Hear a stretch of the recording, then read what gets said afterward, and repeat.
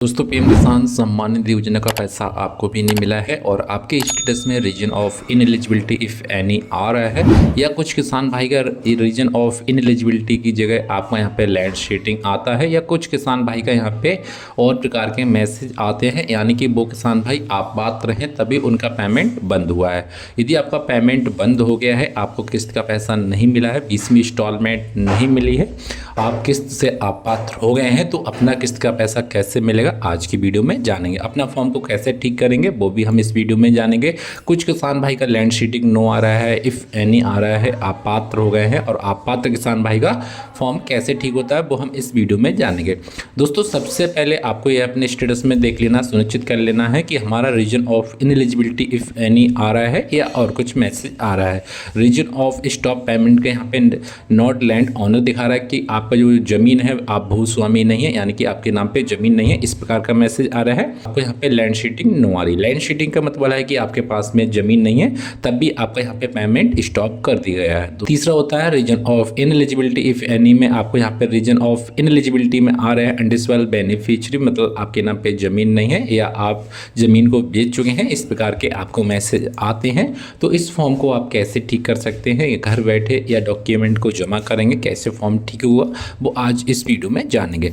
दोस्तों, सबसे पहले आपको यहाँ पे एक नज़र डाल लेना है कि हम इस फॉर्म को कैसे ठीक करेंगे। तो सबसे पहले आप देख सकते हैं प्रधानमंत्री किसान सम्मान निधि योजना के तहत कुछ कारणों के किसान इन योजना के लाभ के लिए अपात्र इनएलिजिबल हो सकते हैं। मुख्य कारण इस प्रकार है, यदि आपको पेमेंट नहीं मिल रहा है तो आपको इस कारण में आ गए हैं, इनएलिजिबिलिटी में आप आ गए हैं, इस प्रकार से आपको पेमेंट नहीं मिल रहा है। दोस्तों, ठीक है, अब पेमेंट क्यों नहीं मिल रहा है वो भी आपको यहाँ पे जान लेना है। आर्थिक और व्यवसाय स्थिति, यानी कि आप इनकम टैक्स दायरे में आते हैं, वो इस योजना के पात्र नहीं है। यदि आप आयकर विभाग में, यानी कि आप तो इनकम टैक्स पे करते हैं, तो आप यहाँ पे योजना का लाभ नहीं ले सकते, इसलिए आपका यहाँ पे इनएलिजिबिलिटी इफ़ एनी आ जाता है।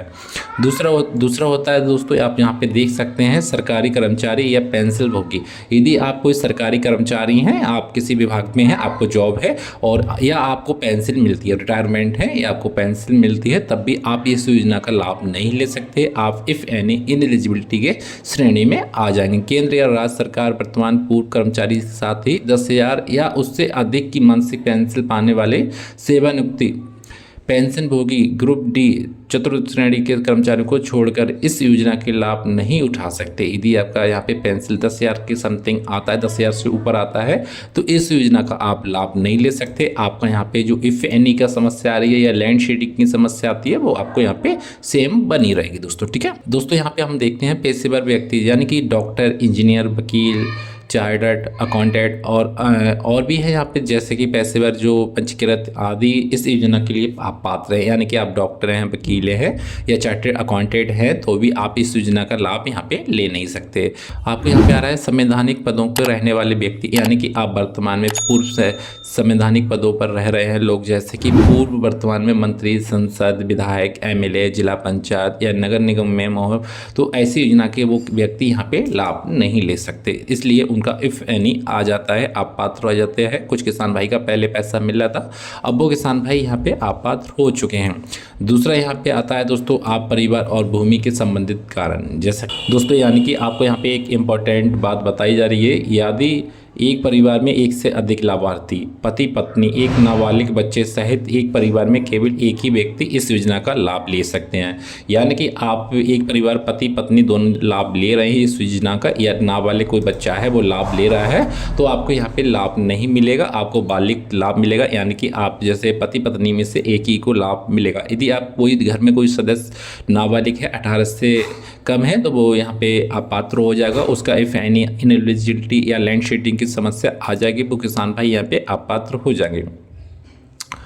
दूसरा दोस्तों, आप देख सकते हैं यहाँ पे बताया गया है कि जो आपका जैसे ज़मीन का होता है, मालिक इस योजना के पात्र नहीं होते हैं। दूसरा, आपको यहाँ पे गलत जानकारी देना, आवेदन फॉर्म की गलत जानकारी देना, जैसे गलत बैंक खाता संख्या, IFSC कोड, आधार कार्ड नंबर, अपात्र के कारण बन सकते हैं। यदि आपने फॉर्म को ऑनलाइन किया है तो आपने कोई गलत जानकारी फीड कर दी गई है, या कुछ आपने आधार कार्ड में कोई संशोधन किया है, तब भी आप यहाँ पे अपात्र बन सकते हैं, आपको पैसा नहीं मिलता है।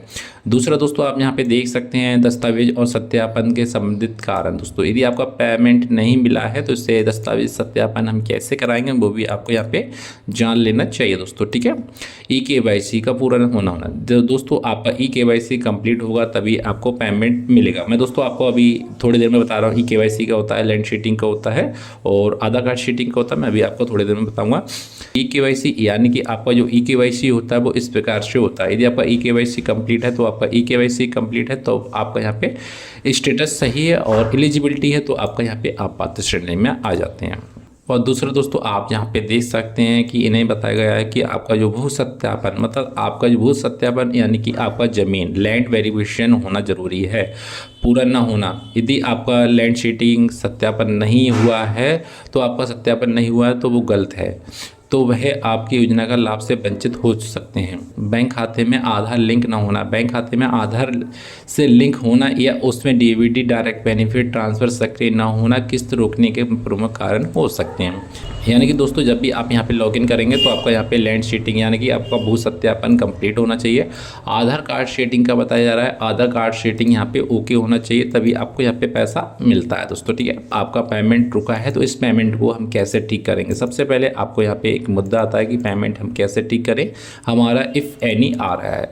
तो दोस्तों यहाँ पे जो जिस किसान भाई का इफ़ एनी आ जाता है, इस प्रकार का मैसेज आ जाता है, इसे ठीक करने के लिए सबसे आसान जो तरीका है आपका कृषि केंद्र है। कृषि केंद्र में जाने के बाद आपका फॉर्म ठीक होगा। कृषि केंद्र क्या होता है कि आपका कृषि केंद्र पीएम किसान सम्मान निधि के रिलेटिव इशू देखा जाता है, यानी कि आपका तहसील भी हो सकता है, आपका ब्लॉक भी हो सकता है, या आपका यहाँ पे और भी कृषि केंद्र का ऑफिस बना होता है, वहाँ अपना देख लेना नज़दीकी। क्योंकि दोस्तों जो भी स्टेट होता है, यूपी का मान के चलो, यूपी का कृषि केंद्र अलग होता है, कुछ काम तहसील में भी होते हैं, कुछ काम कृषि केंद्र में भी होते हैं।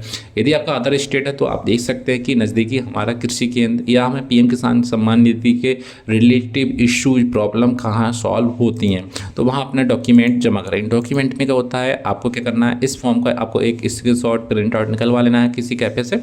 उसके बाद में आपको आधार कार्ड अटैच करना है, उसके बाद में आपको बैंक का पासबुक अटैच करना है, उसके बाद में आपको ज़मीन का एक खसरा संख्या यानी कि आपको इंतकाब या खतौनी आपको ऐड करना है, या कुछ स्टेट में जमाबंदी भी बोलते हैं, उसे आपको ऐड करना है। 3-4 डॉक्यूमेंट को अटैच करने के बाद में आपको कृषि कार्यालय में जमा कर देना है, तब आपका यह ठीक हो जाएगा। दोस्तों यदि वीडियो पसंद आए तो प्लीज़ चैनल को सब्सक्राइब जरूर कर लेना और बेल आइकन को प्रेस कर देना।